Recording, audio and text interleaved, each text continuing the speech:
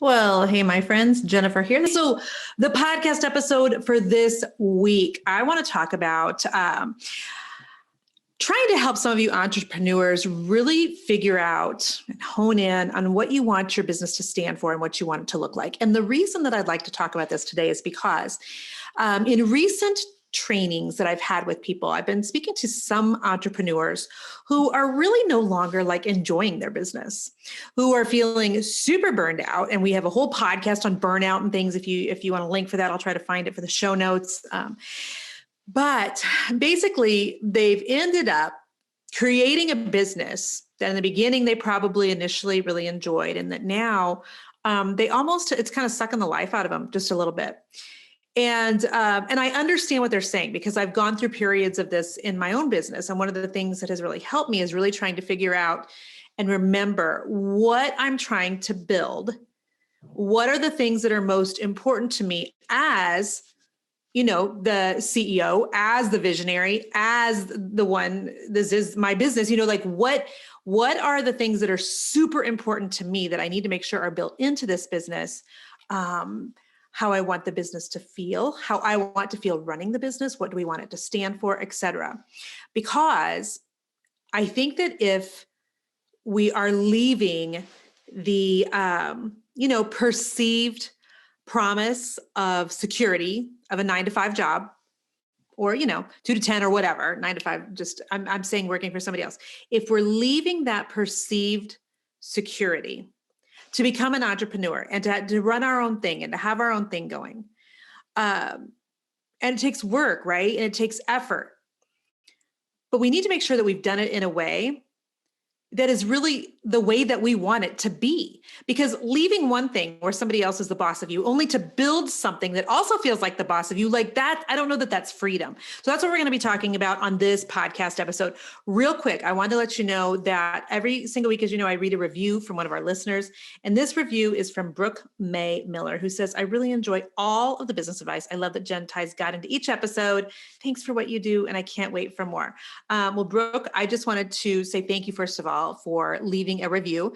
We read them, we see them. They make a difference. This is how we can get, sponsors on the podcast. This is how we get really great guests that can really, help hopefully give you some more fascinating content that'll grow your business. So Brooke, I do just pray. I think every once in a while I say that I play. Brooke, I pray a blessing over you, over your business, over your health, over your family. I pray that you would sense God's just absolute delight over you, and that every single thing that you would touch your hand to, that God would anoint you for that you would take your territory on this side of heaven, what it may look like, that you would do it to the glory of God in Jesus' name. Amen. Okay, so talking about what your business, what you want it to stand for, what you want it to look like, I think it's really helpful as a business owner if we actually sit down and think about this. Now, I used the example at the very beginning of people whose businesses almost like are kind of getting away from them.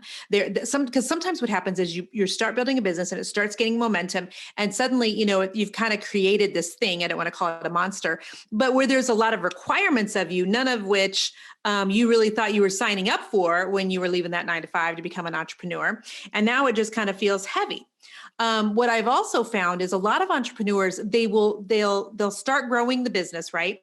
And they end up just kind of putting some things into the business, or having some parameters in it, or, working when they don't want to be working, or answering calls at all times of the day, or doing pieces of the business that they never intended to do, but they're literally just trying to fill some gaps as they're trying to get it off the ground. And then sometimes what I see happening is people actually get it off the ground, but they're still gap filling when, and no longer like really doing the parts of the business that they want to be doing and are really wired to be doing. So when Jason and I were spending some time with John and Lisa Bevere in Mexico, they were talking a lot about thinking about how you can really think through the values that you have as a married couple for your marriage. And I thought that was a fascinating conversation. I know that I have worked before for a client who, her and her husband and their 2 adult children now love Jesus, but they literally had like their family values on a beautiful, it wasn't hand typed out. It was gorgeous. It was framed and it was in their hallway. And I just thought, how cool is that? That their family values are posted right there for everybody in the family to see. So then it's gotten me kind of thinking about business values and what is important to me as a business owner and maybe what is important to you. And I wanted to just give you some thoughts around this in no particular order. Okay. So number one, I think that just as a business owner, for us just to think about what we're thinking about, like just sit and think about, okay, what actually is important to me for my business? What would the ideal business look like? Like, what are some of the things that I hold, of highest value? And I'm wondering if you could think of like three things. Like three things I think would be fabulous. When I think about, I have more than three, by the way, for Team Allwood and the business that we're building here. I think of like the values that I want to hold dear would be like integrity, generosity, flexibility. Everybody here at Team Allwood knows how important flexibility is to me. I don't want you to have to sit in a chair working for me from 9 to 5. I want you to have plenty of time for vacation. I want you to be able to get your job done and then go about your life. Like flexibility is super important to me.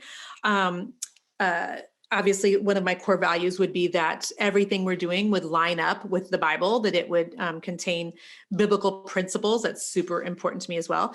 And the last thing that I really realized just in the last year, that one of my core values in this business is fun.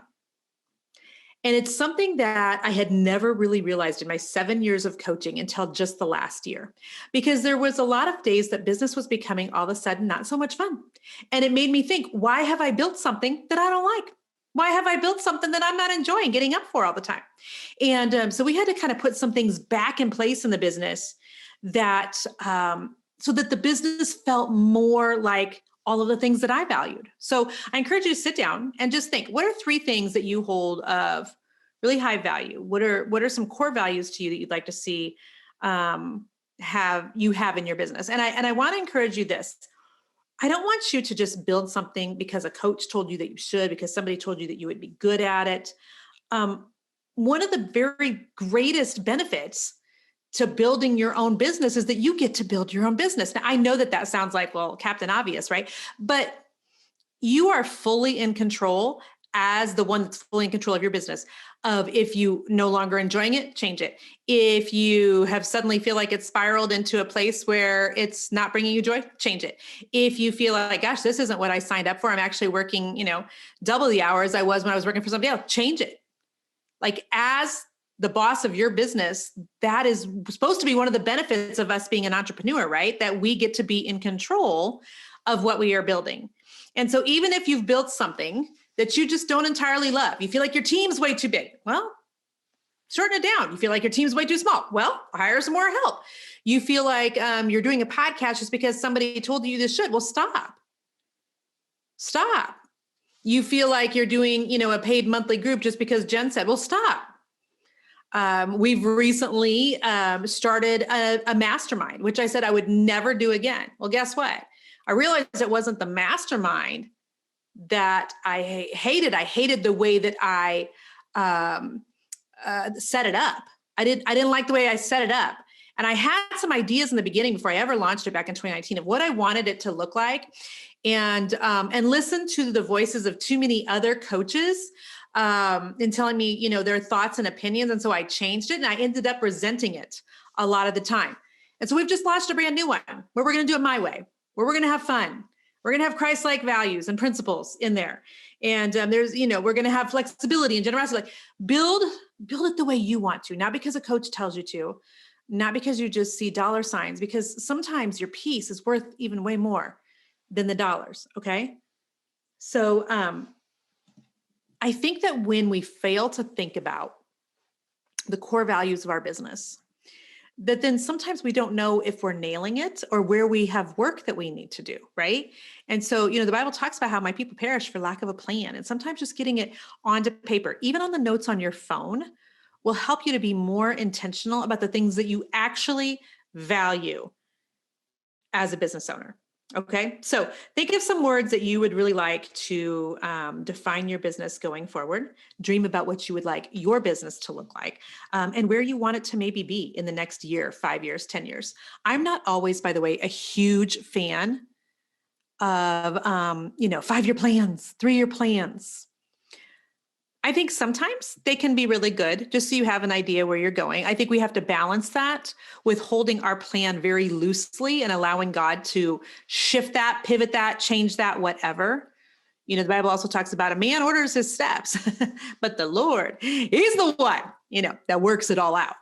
And so hold that plan loosely. I have a 5-year plan in my notes on my phone, just as a visual reminder of kind of where I hope that the business is going, but I'm holding it loosely. And what's actually more important to me, than the goal is making sure that we've got the values in the company that I hold dear and that I enjoy coming here to this desk every single day. And so, yeah, I do suggest that you maybe section it into, or, write down a paper where you'd like it to be and go deep and determine what, it would look like for you to build the business of your dreams. And for those of you who are in the very beginning stages, and I know you're spread thin and you might think, gosh, I can't even I don't even have the capacity to really dream about what it could look and feel like. Right now, I just got to put money in the bank. And look, I understand that. And those hard pushes for chunks of cash, that will always happen in a business.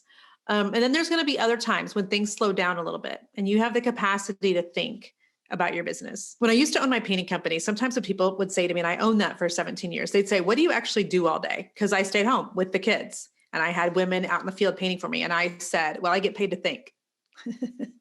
And they were like, what? And I'm like, well, I'm thinking about what I'm putting on Facebook. I'm thinking about, the bids that I got out. I'm thinking about new techniques that I'm doing. I'm thinking about how we could, cut back on hours or product or whatever. I think sometimes we forget as entrepreneurs that time just sitting and thinking about our business is time well spent. We tend to think that we need to be constantly listening to more podcasts, listening to more trainings, listening to everything Jen's got in her, training groups or whatever. And while I want you to do that, especially if you've been paying, for that, I also just want you to sometimes sit and really think about, are you building the business that you love, that you want to be? Have you built the business with the core values that are near and dear to your heart? And what are those? So if you can think of 3 of the values, the core values that are most important to your business, I want you to see if you can type those out on Instagram and just tag me on a post on your stories. I would love to know what those are. And maybe you will even inspire me or other people if I share that, some additional values that maybe that they had forgotten to think for their own business. So I hope that is helpful, friends. I know this was kind of like a loosey-goosey, touchy-feely episode with not a ton of content, but it's important. It's important. It's important that we remember we have the ability to build our business to look and feel any old way we want to. And if we have failed to do that, we can still back that bus up. We can still ask that the Lord would help us and to get some things in place so that the core values of us as human beings and us as entrepreneurs are really showing up in our business day in and day out. All right. Bless you, friends, for being here. Until next week, be blessed. We'll see you then. Bye-bye.